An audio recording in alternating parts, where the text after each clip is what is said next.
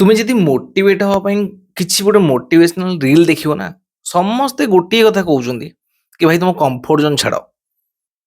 ବହୁତ ସାରା ଏକ୍ସାମ୍ପଲ ଦଉଛନ୍ତି କି କମ୍ଫର୍ଟ ଜୋନ୍ କେମିତି ଛାଡ଼ିବ ବୋଲି। ମତେ କିନ୍ତୁ ଏଇ ଏକ୍ସାମ୍ପଲଟା ସବୁଠୁ ବେଶୀ ପସନ୍ଦ ଆସିଲା କି ଗୋଟେ ଭିକାରୀ ଆଉ ଗୋଟେ କୁକୁର ବସିଥିଲା। ଯେତେବେଳେ ଗୋଟେ ଲୋକଟେ ସେ ଭିକାରୀକୁ ଭିକ ଦେବାକୁ ଯାଉଛି, କୁକୁର ସେଠି କାନ୍ଦୁଛି। ଆଉ ସେ ଲୋକ ଯେତେବେଳେ ପଚାରିଲା ଭିକାରୀକୁ ଏ କାନ୍ଦୁଛି କ'ଣ ପାଇଁ, ଭିକାରୀଟା ଗୋଟେ ଲାଇନରେ ଉତ୍ତର ଦେଲା କି ସେ ଯୋଉଠି ଶୋଇଛି ତା ତଳେ ଗୋଟେ କଣ୍ଟା ଅଛି। ଲୋକ ଆଶ୍ଚର୍ଯ୍ୟ ହେଇଗଲା, କହିଲା ତାହେଲେ ଉଠି ଯାଉନି କ'ଣ ପାଇଁ?